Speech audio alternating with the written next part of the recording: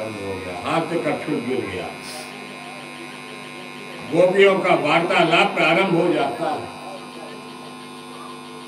गोपियां भी कहती हैं कि क्या मेरे कन्हैया क्रमपूर्ण है?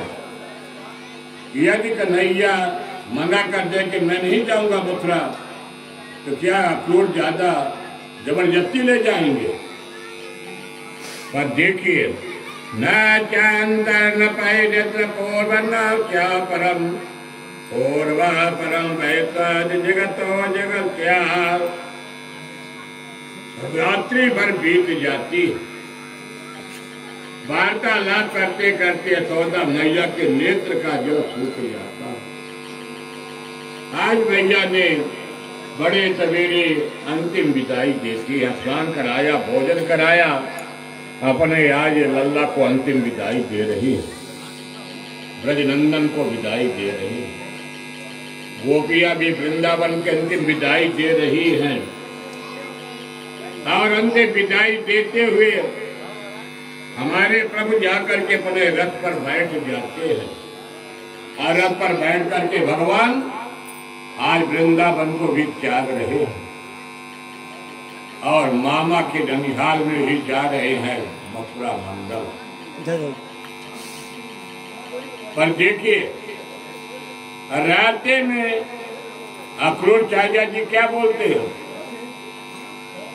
अक्रूर चाचा जी के भी मन में अविश्वास है, संदेह है। तो भगवान से कहते कि चलो मैं भी नहा लूं। कहते अवश्य चाचा यमुना में स्नान करो। और जैसे चाचा यमुना में स्नान करने के लिए प्रवेश किए, अपने डुबकी को लगाते हैं, वैसे भगवान के पार ब्रह्म स्वरूप में अक्रूर चाचा दर्शन किया। भगवान ने दर्शन दे दिया, अक्रूर चाचा तुम्हारे मन में जो संदेह है, संदेह को मिटा दो। अक्रूर चाचा जैसे बाहर देखे, कहे हो सकता कि आंखी कमजोर हो गई, एक डुबकी और लगाए तो भगवान नारायण ने समस्त जगत का ही दर्शन करा दिया। सारा मथुरा, वृंदावन, गोकुल, नंदगांव, बरसाना सब दर्शन करा दिया। अक्रूर चाचा जी को पक्का विश्वास हो गया, मामा कुछ नहीं कर पाएगा। भगवान पहुंच जाते हैं मथुरा मंडल। आज 11 साल चौमंदी हो। भगवान ने कहा मामा कि नगरी आ गई। कहीं हाँ नगरी आ गई, अच्छा हमको यहीं उतार दो। भगवान उतर गए। अब मामा की नगरी बड़ी सुंदर सजाई गई थी, बड़े बड़े तोरण द्वार लगवाए गए थे, बंधन द्वार लगवाए गए थे, ध्वजा पताका। भगवान ने अक्रूर चाचा जी के रथ से उतर करके, दाऊ भैया से उतर करके अपने कैंप में चले गए। और भगवान अपने मित्र मंडली को लेकर के अब भगवान मथुरा मंडल का दर्शन करने के लिए चल रहे हैं। अभी तक 3 दिन से हम लोग वृंदावन में ही भ्रमण कर रहे हैं। अब हम लोग सायंकालीन मथुरा को चलते हैं। और मथुरा में क्या क्या पाएंगे, सुखदेव जी राजन परीक्षित जी को बताते हैं। भगवान ने प्रमुख मार्ग से चल दिया। अब प्रमुख मार्ग से जब चलते हैं, नगर वासी बड़ा सुंदर स्वागत किया, पुष्पवृष्टि किया। हमारे नगर के चौराहे में कैसे 2 भैया जा रहे हैं, गौरवर्ण भैया, श्याम वर्ण भैया, जिनकी बड़ी अलग झांकियों को देखने के लिए नगर वासी दौड़ लगा रहे हैं। तालिकाओं में पुष्पवृष्टि हो रही है। जैसे मनमत्त चाल से चल रहे हैं, पीछे पीछे मित्र मंडली चल रही, अकेले नहीं है। भगवान के बालक का वही दामा मधुमंगल, सभी साथियां। तो एक साथी बोला भैया हम लोग कहाँ जा रहे हैं? कहे कि हम लोग तो ननिहाल आए हैं। ननिहाल कहाँ? अरे कंत मामा के यहाँ। अरे कन्हैया कंत मामा के यहाँ ननिहाल, ये पुराने कपड़े। अरे ननिहाल जब बच्चे जब जाते हैं ना तो बड़ी तैयारी करना पड़ता, तो भगवान कहे तैयारी तो हम कर देंगे। तो कहा कन्हैया बात तो सही बात है, कर दीजिए। तो भगवान ने तैयारी कर दिया, कहा रुक लीजिए 2 मिनट। कहा ठीक। उसी मार्ग के कंद का नौकर निकला एक धोबी, और गदहे पर धोबी ने दोनों तरफ बढ़िया कंद का कपड़े इस्त्री करके प्रेस करा के ले जा रहा था। जाति बड़ चाहे जो भी हो, पर गांव का नाते में मामा ही लगे। भगवान ने कहा मामा राम राम। धोबी भाई कहे ठीक है राम राम। परिचय पूछे, कहा कि मैं धोबी हूं। कहे कि क्या लिए हो? कहे कंद का कपड़ा 2-4 पीस मेरे मित्र मंडली को दे दो। तो धोबी भाई जकड़ के बात किया, अरे राजा का कपड़ा, अब तो गांव का ग्वाला। भगवान कहे अच्छा। जम के एक मुक्का धोबी भाई के मस्तक पर लगाया, राम नाम तक। गदही को 2 डंडा मारा, कपड़ा भगवान लूट गया, राम राम। हल्ला मच गया। अरे ये तो बालक वही है लगता भैया जो अभी तक वृंदावन में पूतना राक्षसी को मारा था, सकटासुर अघासुर बकासुर जिसको जिसको मारा, लगता कि वृंदावन जल्दी पटक गिराओ। भगवान ने कहा कि डरने की बात नहीं है आप लोगों को, कटर नहीं गिराना, आप लोग शांत रहो भाई, डरो नहीं। सभी लोग कहे थे। भगवान जब कपड़ा सब लोग पहन लिए, आप बताइए बड़े लोगों का कपड़ा बच्चों के शरीर में कैसे? अरे बच्चे पीछे वाले शांत रहना, कभी हम देते प्रसाद मचाए पूरा ब्रजमंडल का हल्ला। भगवान ने कहा ठीक।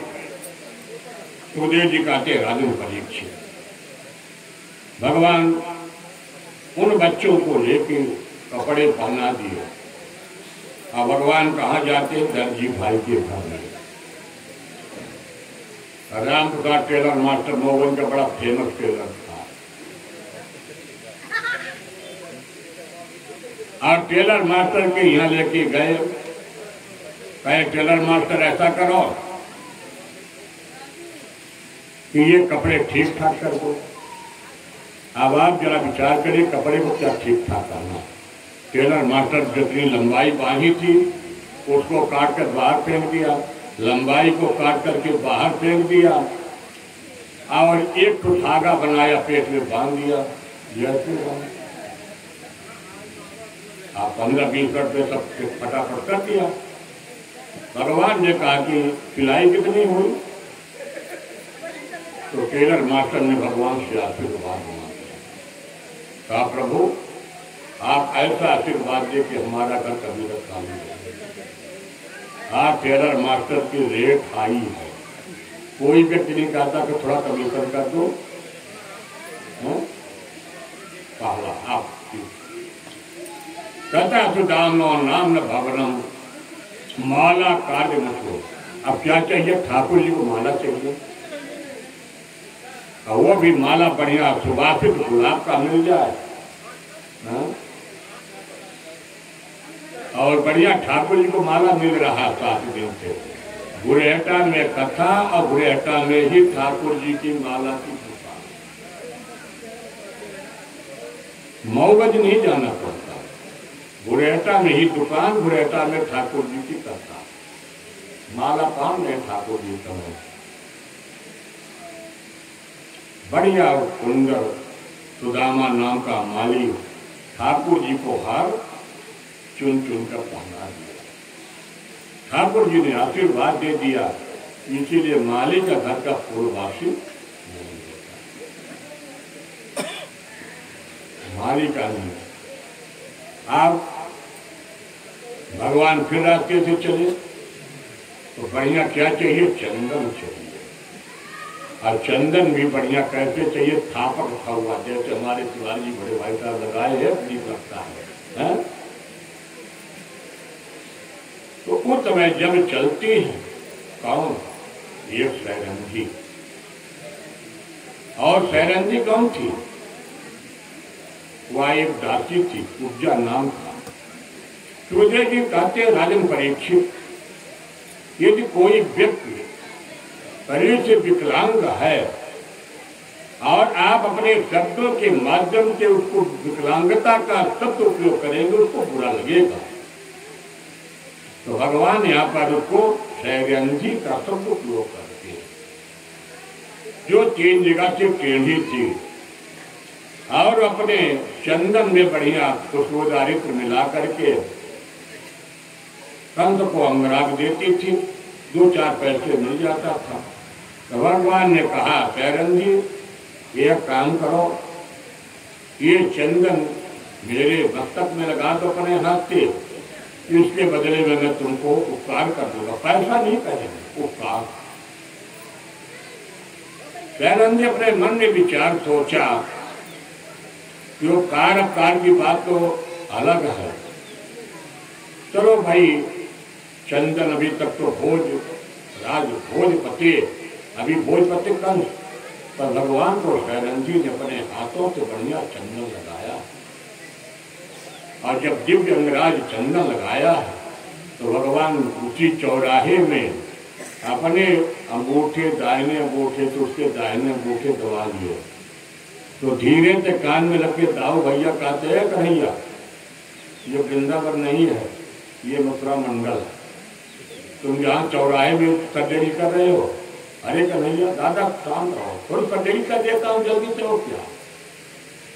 और भगवान ने उस सैरंधी को अंगूठे दबा करके वो पकड़े हैं, एक झटका के जो पीछे कुबड़ी थी वह सुंदर बनाने में और सुंदर बनाने में बच गई। अटोरा कटोरा जो फेंका बाहर गया और अपने घर को गई प्रभु मेरे घर में दर्शन दे दीजिए। भगवान ने कहा कि अवश्य अभी मामा की सेवा में जाना। अब भगवान पहुंच जाते हैं रंगशाला में मेन गेट पर।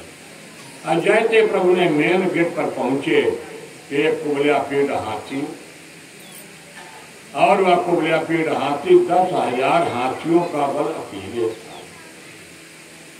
चारूण और मुष्टिक नाम के 2 महावत थे। भगवान ने कहा कि भाई हाथी किनारे कर लो।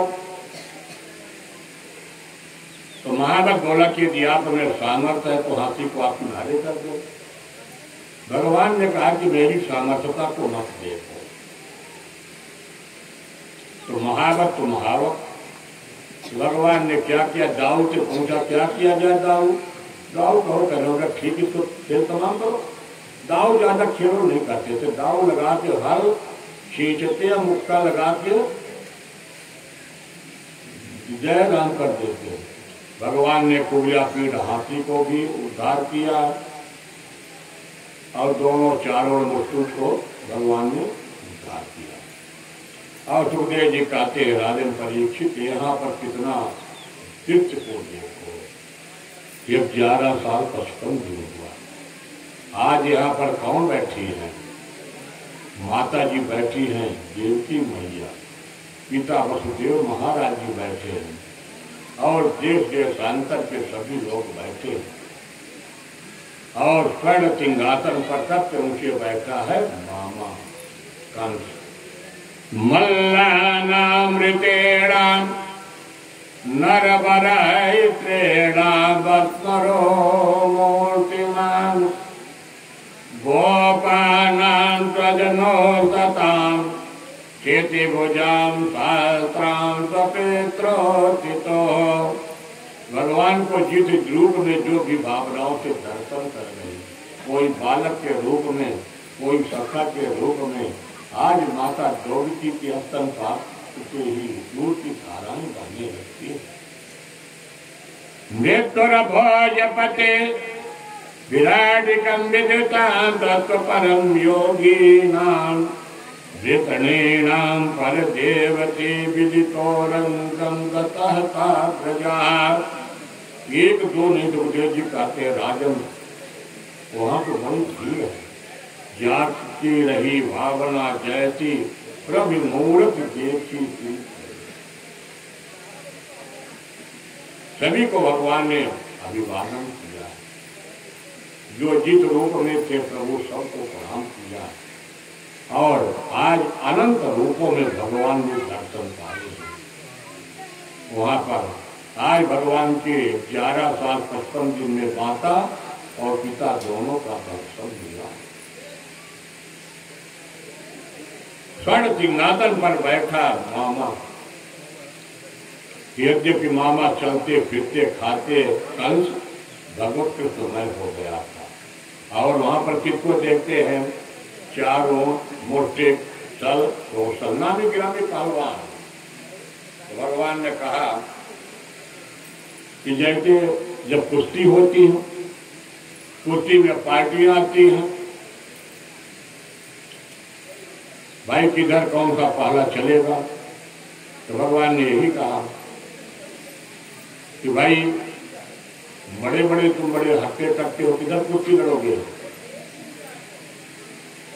तो वह क्या बोलता है? अरे तुम जैसे 12 साल का बालक और मैं बहुत बड़ा पहलवान, मैं तुमसे कुश्ती लड़ूंगा। तो भगवान कहते अरे वाह, तुम जो ये अंडा मांस मछली खा करके फूल आए हो, आयु नहीं देखी जाती है। चारों ने क्या कहा? न बालो न किशोरतम बलत बले नाम बरा वीर्यो के हतो ये न तत्विताच भृत। भगवान ने कहा मैं जानते हो बालक जरूर हूँ, मैं यशोदा मैया के हाथों से 9 लाख गायों का मक्खन खाया। मेरे बाहुओं में बहुत ताकत है, मुक्का लगाऊंगा तुम्हारी बत्ती झाड़ दूंगा, नीचे गिर जाएंगी। यद्यपि आज यहाँ पर माता का हृदय, वृद्ध माता, आज उस अवस्था में माता को देखो कि वास्तव में धन्य है कौन? यशोदा मैया। कौन का रही? देवी मैया। कि जिन बालक को आज अपने स्तनपान को कराया कौन? यशोदा मैया। 11 साल 55 दिन तक यशोदा मैया ने भगवान ने अब कुश्ती प्रारंभ हो जाती है। अब जब भगवान कुश्ती प्रारंभ हो जाई तो जो वहां पर जो बुद्धिजीवी व्यक्ति हैं, बैठे जो व्यक्ति हैं, तो कहते करे भाई ये बड़ा प्रायश्चित है, ये बड़े बड़े पहलवान और कहां पर ये 12 साल का बालक। तो भगवान ने क्या करते हैं? एक मुक्का जमाया तो चारों धराशायी हो गया, तो दूसरा मुक्का मारते हैं दाऊ भैया। तो जितने नामी गिरामी बड़े बड़े पहलवान हैं, तो दोनों को जाकर के भगवान वहीं पर राम नाम सत्य कर दिए। आज जो बेचारे और सैनिक हैं तो कहते राजा कोई बनेगा, मेरा इंक्रीमेंट बना रहेगा, पीछे दरवाजा से गेट खोले और खड़ा हो गए सिविल लाइन थाना बुरेटा।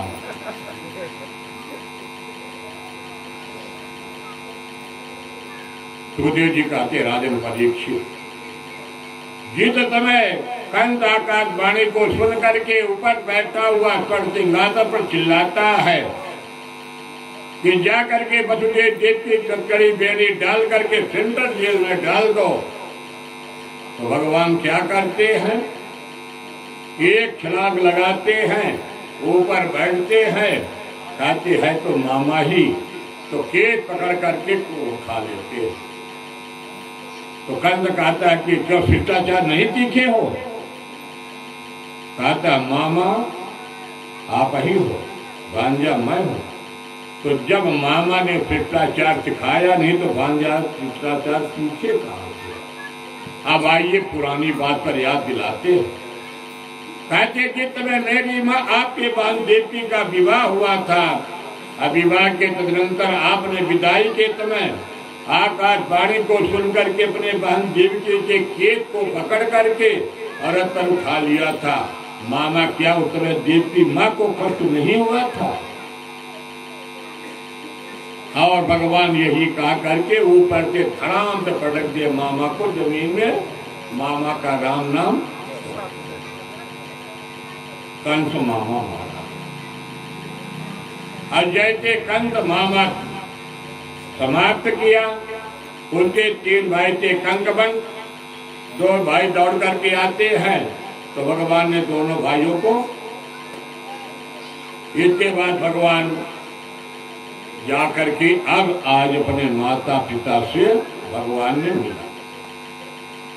जीव की मैया कि आज भगवान मिले और अभिवादनशीलत वृत्त सेवना चत्वारि तेताम वदते आयुर्विद्या सोबलम। देखिए, अपने माता पिता के चरणों में यदि प्रणाम किया जाता है तो आज भगवान ने सिर रख करके अपने देवकी मैया के चरणों में प्रणाम किया और दोनों को बंधन से मुक्त किया और मुक्त करके आज वसुदेव जी अपने गोद में लेते हैं। माता देवकी भी दोनों पुत्रों को गोद में ले जाती है। यशोदा जी वास्तव में धन्य माँ है जो आज कन्हैया को 11 साल 52 दिन तक अपने स्तन पान कराया। इसके बाद भगवान ने आते हैं आश्रम। अभी तक भगवान का यज्ञोपवीत संस्कार नहीं हुआ। सुंदर सांडिल मुनि के द्वारा भगवान का यज्ञोपवीत संस्कार हुआ और भगवान 11 साल 56 दिन तक तो लड़ते झगड़ते बीत गया। अभी भगवान पढ़ने के लिए नहीं गए थे। हमारे शिक्षा की जो गुरुकुल परंपरा थी, हमारा मध्य प्रदेश राज्य ही था, जिसका नाम है अवंतिका उज्जैन। उज्जैन का पुराना नाम है अवंतिकापुरी, जहाँ पर राजा कौन थे? कल का ही नया 9 संवत्सर होगा। यद्यपि 9 संवत्सर आज से प्रतिपदा आ गई है। विक्रमादित्य जिस बच्चे पर फैसला देते थे वही है अवंतिकापुरी। हमारे प्रभु गुरुकुल में प्रवेश किए हैं और वहीं पर जाकर के सुदामा नाम के ब्राह्मण से मुलाकात, एक संग में रहना, एक संग में खेलना, एक संग में समस्त विद्याओं को ग्रहण करना। वेद उपनिषद शास्त्र जितनी भी विद्याएं हैं सारी विद्याओं को वहां पर पढ़ ली। गुरु जी के आशीर्वाद लेकर के पुनः अपने मथुरा मंडल लौट आए। मथुरा मंडल लौटने के बाद देव की मैया के आश्रम में रहते हुए प्रभु अभी तक खोए हैं अपने वृंदावन के चिंतन करते हुए। और भगवान के एक बहुत बड़े भक्त थे उद्धव महाराज जी। उद्धव महाराज जी जब ज्ञानी हैं और ऐसे शिष्य नहीं है, बृहस्पति जी के शिष्य हैं, ज्ञान के खजाना में भरे हैं उद्धव जी। पर देखिए सुखदेव जी कहते परीक्षित जी, यदि ज्ञान है और अपने पास भक्ति नहीं है तो ज्ञान भी अधूरा है। अब मान लीजिए भक्ति भी है अब ज्ञान भी नहीं है तो भी अधूरा है। यहाँ पर उद्धव जी के पास ज्ञान का खजाना तो भरा पड़ा था पर हृदय में भक्ति नहीं थी। वही ब्राह्मणों वाली गति थी, चंदन लगाने से कोई फायदा नहीं, भगवान को नभाने से यही तो भाषण देते थे। भगवान ने कहा ठीक, आज भगवान उद्धव जी को बुला करके वृंदावन भेज दीजिए। उद्धव मोहि ब्रज वितरत नाही, हंस श्रोता को सुंदर कलरव कुंजन की छाई। यद्यप देखिए रुक्मिणी का विवाह करना है, कथा को ज्यादा विस्तार ले जाएंगे उद्धव जी महाराज जी को तो फिर भी उद्धव महाराज जी प्रेम की नगरी चल रहे हैं। प्रेम की नगरी कहाँ है? वृंदावन। हम लोग बैठे बैठे पुनः मथुरा से लौट करके वृंदावन चले। अब वृंदावन में प्रेम की नगरी है, वृंदावन वात्सल्य की नगरी है, वृंदावन प्रेम का सागर जहाँ बहता है। सुखदेव जी कहते हैं परीक्षित, वृंदावन को छोड़ करके आज भगवान अपने मित्र मंडली के माध्यम से, गोपियों के माध्यम से भगवान ने जिस समय उद्धव जी लेकर के वृंदावन में रात्रि में रथाया है, सवेरे गोपियों से भेंट हो जाती है। गोपियों ने कहा एक क्रूर आया तो क्रूर बन के मेरे कन्हैया को लेके चला गया, और ये भौरा है। उद्धव जी को भौरा बनाते हैं, और भौरा बना करके उद्धव जी ने बड़ी ज्ञान की पीढ़ी दिया है। पर जब उद्धव जी आज यशोदा मैया के आंगन में प्रवेश किया है, यशोदा मैया के आंगन में यशोदा मैया क्या दिखाती है? अपने प्रभु को माखन चोरी की लीला, काक रोटी की लीला, धोले धरे अंग तो हत्यान झुकती बनी, सिर चूरन चोटी खेलत खाग फिरी अगना। किसको दिखा रहे हैं? उद्धव जी को। खेलत खात फिरी अगना, पग बैजंती बाजत पीरी कछोटी, वाच विकोरत कान बिलोकत भारत काम कला निधि कोटि, काव्य के भाग कही के हरि हाथ ली गयो माखन रोटी। एक सीढ़ी राधे राधे एक राधे 72 के परम ज्ञानी उद्धव महाराज जी आज यशोदा मैया के साष्टांग चरणों में लेट गए। भाई धन्य है मैया। और उद्धव महाराज जी ने उस धरती को प्रणाम किया, अपने मस्तक में गाया। और सुखदेव जी कहते राजन परीक्षित, करोड़ों करोड़ों ज्ञानी वृंदावन के उस रमण रेते के घाट के धूलि के चरणों को मस्तक में लगाते हैं, भगवान से निवेदन करते हैं कि प्रभु यदि बात देना तो वृंदावन में देना। ये रहते आज जब उद्धव महाराज जी को गोपियों ने लेकर के जाते हैं, उद्धव महाराज ने गोपियों के दर्शन किया है। एक रहते उद्धव जी को भौरा बना देती हैं गोपियां, कि जैसे भौरा मंडराता, एक फूल का रस लिया दूसरे फूल में गया तीसरे का, यही हाल है। क्रूर आया, दूसरा भौरा बन के आया है। और गोपियों ने जब यमुना के किनारे लेकर के जाती हैं तो एक गोपी बोलती है, ओ दामन तान रहे दत बीत, ये कहो तो गयो श्याम तंगब आराधय।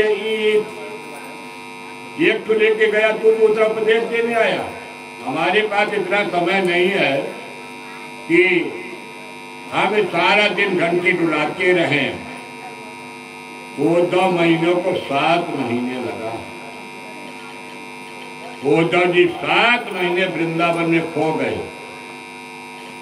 और जब उद्धव जी को 7 महीने में होश आया है तो उद्धव जी कहते हैं, आता बहो चरणे तुझता हम श्याम वृंदावने कृपे फुलमोद दीना।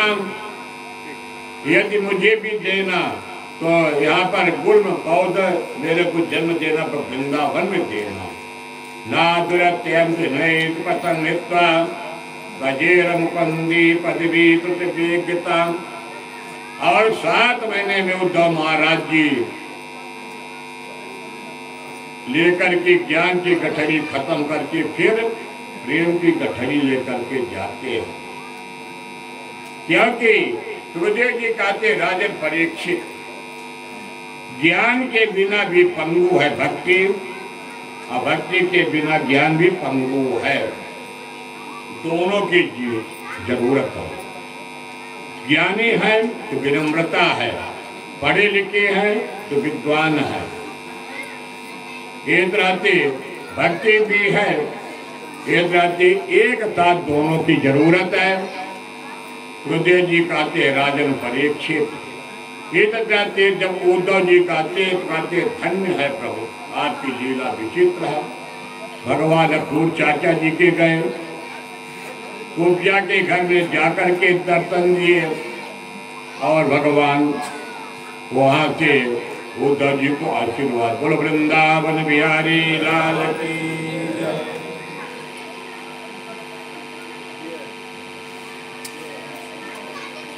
हम लोग अब अभी तक तो भगवान की कथा पूर्वाध चल रही थी, आज भगवान का ब्याह भी करना है।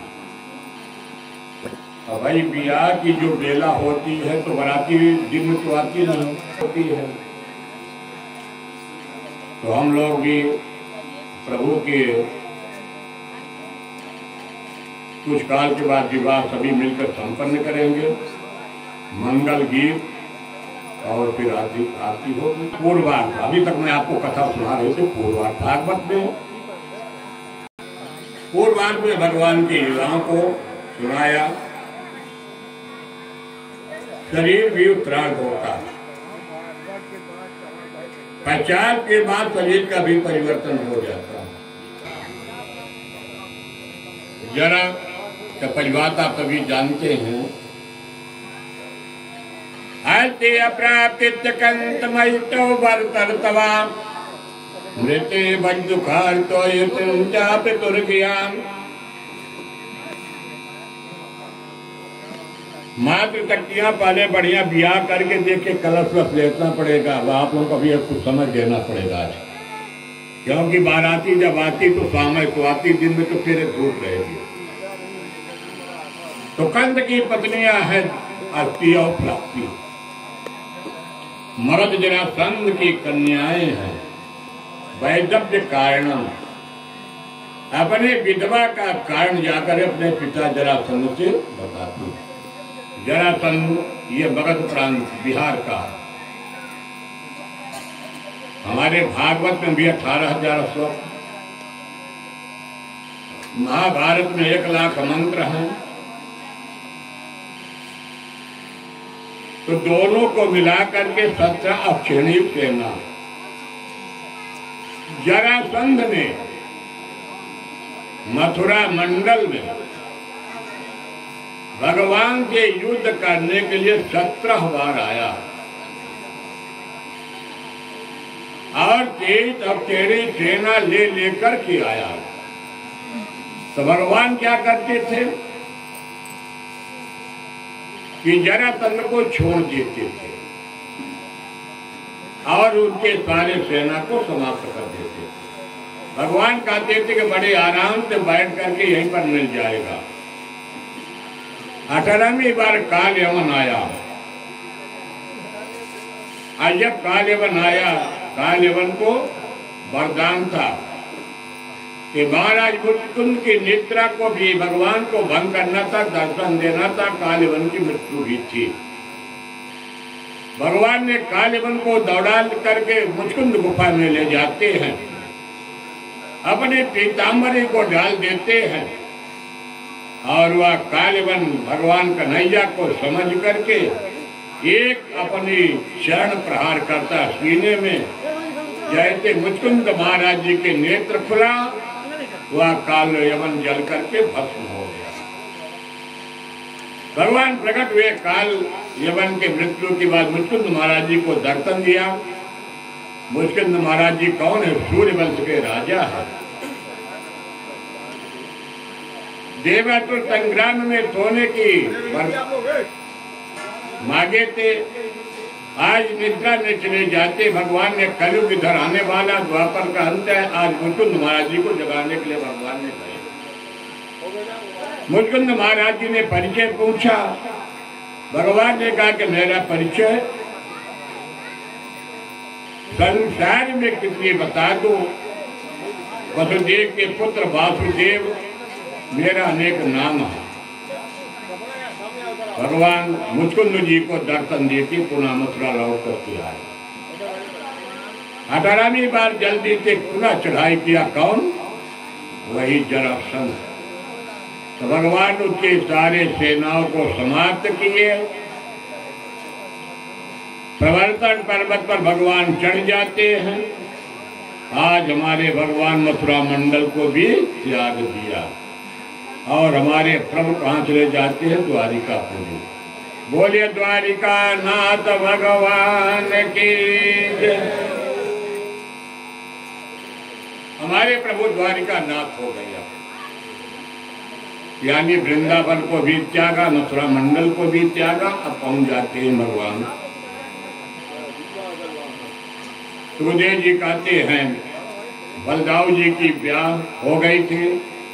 राजा रैवत थे, उनकी बेटी का नाम था रेवती महारानी। रेवती महारानी का विवाह हो गया। एक राजा थे वेदक महाराज जी।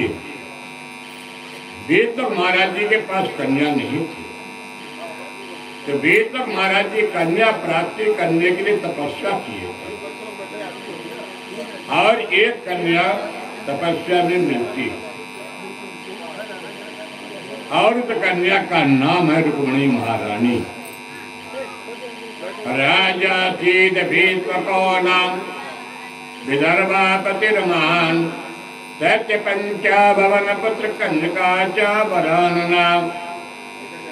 अब भीष्मक महाराज जी के बड़े कन्या का नाम, बड़े बालक का नाम था रुक्मी। 4 भाई थे, बहन थी रुक्मिणी। रुक्मिणी महारानी पढ़ने लिखने बहुत तेज थी। जैसे इस समय स्कूलों के रिजल्ट देखा जाए तो सबसे ज्यादा बेटियों का रिजल्ट आ रहा है। टॉप 10 में बेटियां आती हैं। तो वेदक महाराज जी की कन्या का रुक्मिणी महारानी बहुत टॉप 10 में आती, पढ़ने लिखने में बड़ी होशियार।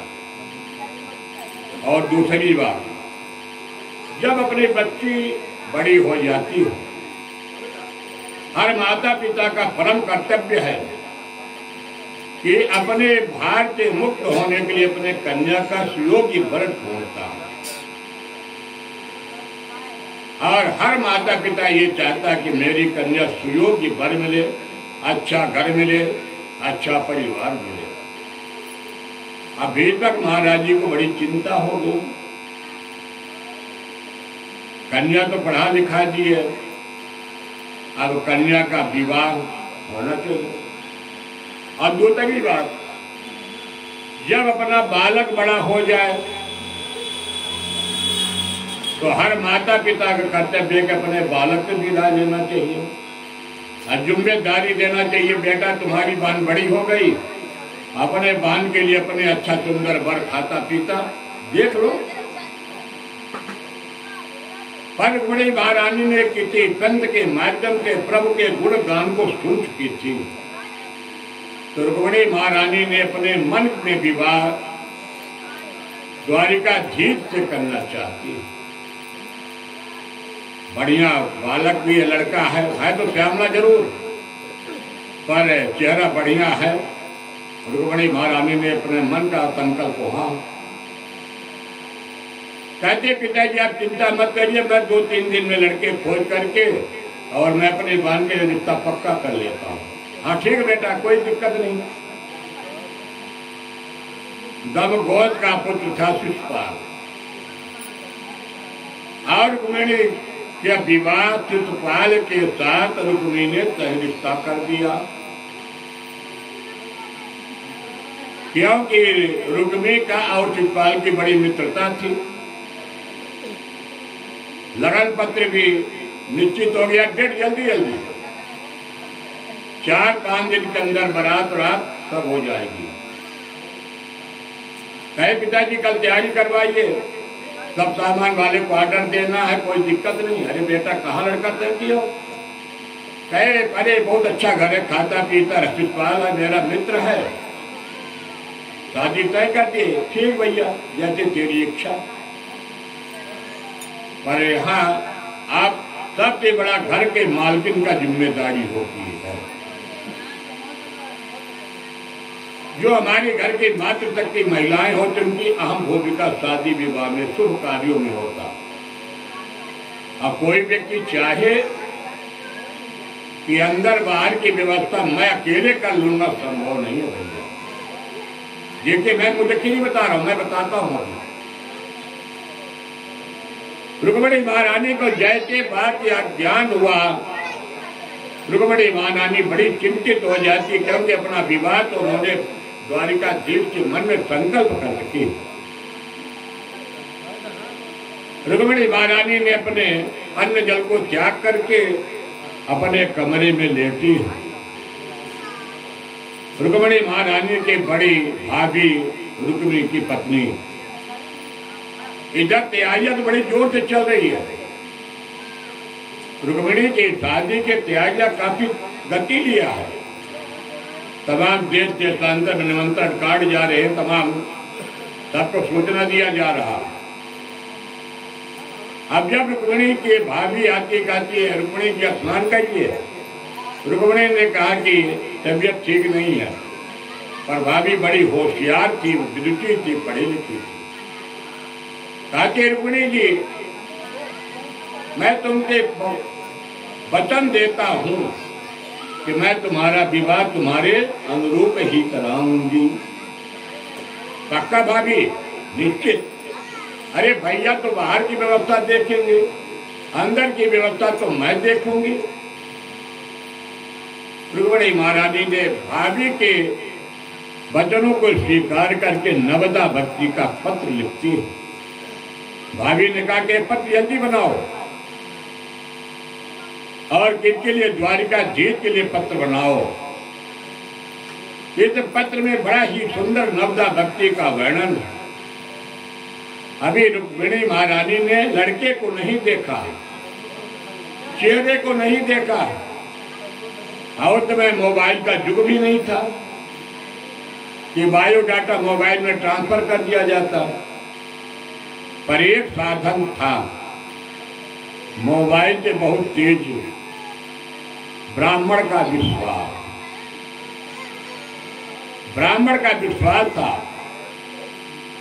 और वह ब्राह्मण देव पत्र लेकर के अब यहां से कुछ क्षण में चलता। तो पहले हम लोग पत्र लिख दें। श्रुत्वा गुणान भुवन तुंदर चेणताम ते निर्वेत कर्ण वीरंगतापम तरोपम धृताम जेति ममाकिल लाडलावम चित्रमत्रपम में। ये पत्र तो द्वारिकाधीश के लिख दिया। मैं सुना हूं, पर अभी नेत्रों में दर्शन नहीं किया। रुक्मिणी महारानी ने लिख दिया। तो लड़के तो ठीक है, श्यामला मैंने कान में सुना, 12 साल का लड़का है। पहले विवाह इतने में होता था, कन्या का विवाह मुश्किल से 9-10 साल में, और लड़के का 11 साल में। वही तो विवाह था। अब कन्या कैसी है? कन्या के लिए भी रुक्मिणी महारानी ने पत्र लिखी। कातम मुकुंद महती कुलशील रूप विद्या वयोद्रवण विद्यात्मतुल्यां रथेरां पति कुलवती विनेत कन्या काले ऋतंगन कमोन विरामम। लड़की की क्या क्या गुण होना चाहिए? लड़की कुलवान हो, शीलवान हो, लड़की रूपवान भी हो, ये तो ठीक है। पर अंतिम लिखती है लड़की कहते हो धीर और गंभीर हो, जैसे ज्यादा भाषण नहीं, जहाँ यथा उचित निर्णय लेना हो ऐसे कन्या। तो प्रभु ये तब मेरे में गुण है। मेरा निवेदन कि आपका भाग मुझे तुझ पास न ले जाए, जैसे शेर का भाग दूसरा न ले। और ये पत्र लिफाफा में सील करके और रुक्मिणी महारानी ने अपने भाभी को दे दिया। भाभी ने तत्काल एक ब्राह्मण बुलाया, ब्राह्मण की व्यवस्था करके कहा कि यह कुंडिनपुर नरेश की तरफ से द्वारिकाधीश को पत्र पहुंचाओ, सारी व्यवस्थाएं मैं किया दे रहा हूँ, साधन की व्यवस्था हो जाएगी। पर एक बात ब्राह्मण, कहीं से गोपनीयता को लीकेज मत करना, ये द्वारिकाधीश के अलावा किसी को पता नहीं चलना चाहिए। न तो मेरे महल में, न बाहर, और न द्वारिकाधीश। हाँ ठीक। आप पत्र लेकर के द्वारिकाधीश के पास तीसरे दिन पहुंच गए। और जब तीसरे दिन पत्र लेकर के पहुंच गए, द्वारपालों ने जाकर के बताया कुंडिनपुर नरेश महाराज जीतवंत जी के तरफ से विवाह, एक ब्राह्मण आया है आपको संदेशा लेकर के। भगवान ने कहा तत्काल ब्राह्मण को मेरे पास लाओ। भगवान ने ब्राह्मण को प्रणाम किया, ब्राह्मण ने गोपनीय पत्र दिया। अब ब्राह्मण बड़ा चालाक भी था, तो ब्राह्मण कहा कि दीपक महाराज जी के तरफ को आपके चरणों में प्रणाम भी कहे हैं।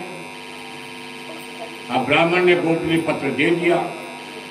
भगवान ने कहा कि अरे भाई गोपनीयता क्या है, तो अब 2 लोग हैं, इसको खोल के पढ़ के सुना दो। अरे नहीं सरकार, ये पर्सनल आपका मामला पत्र है, अब इसमें गोपनीयता की क्या बात।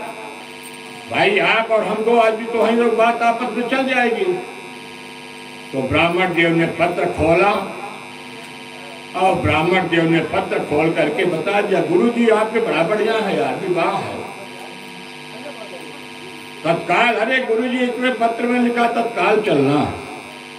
तो महाराज द्वारिकाधीश प्रभु जल्दी से अपने रथ को तैयार किए, सुग्रीव बलाहक घोड़ों से युक्त लेकर के सवेरे तक ने कुंडिनपुर नरेश पहुंच गए। जैसे जैसे रुक्मिणी महारानी की विवाह नजदीक आ रहा, रुक्मिणी महारानी का धड़कन तेज हो रहा।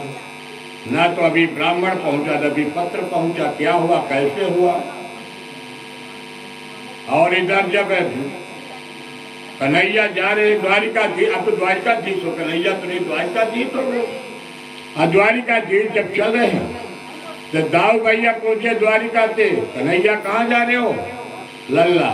तो भगवान ने कहा अरे भैया क्या बताऊं, भया हूं लेने आपके लिए जा रहा हूं। तो पीछे पीछे इधर दाऊ भैया भी अपनी चतुरंगड़ी सेना सजाया, जानते झगड़ा करेगा पिया में और क्या होगा। दाऊ भैया भी सुंदर पहुंच गए और दाऊ भैया पहुंच करके भगवान कुंडिनपुर नरेश महाराज जीतवंत जी के यहाँ पहुंच गए। रुक्मिणी महारानी को जैसे पता चला कि हमारे प्रभु द्वारिकाधीश आ गए, ब्राह्मण ने जाके संदेशा दिया और जैसे महारानी रुक्मिणी जी अपने महल से निकल के अंबिका देवी के पूजन करने के लिए चलती है, मां अंबिका देवी के दर्शन करती है, बहुत से सैनिकों को चक्कर आ गया, बहुतों का मोर्चा आ गया। और जैसे अपने हाथ में पुष्प लेकर के 2 माला निकलती है और उनके मन में इच्छा हुई कि मैं द्वारिकाधीश की चरणों में अपने वरमाला को समर्पण करूं। वैसे द्वारिकाधीश अपने रथ को उतारा, रुक्मिणी महारानी को बैठाया और वहां से लेकर के रुक्मिणी महारानी को द्वारिकाधीश चल देते हैं। एक एक वरमाला दोनों डाला। बोले द्वारिकाधीश भगवान की, रुक्मिणी महारानी की। हमारे प्रभु द्वारिकाधीश पहुंचे और द्वारिकाधीश पहुंच करके प्रभु का वहां पर सांडिल्य मुनि ने वैदिक परंपरा के अनुसार भगवान का विवाह संपन्न करवाया। आज रुक्मिणी जी का विवाह संपन्न हुआ। कल अपने भागवत भगवान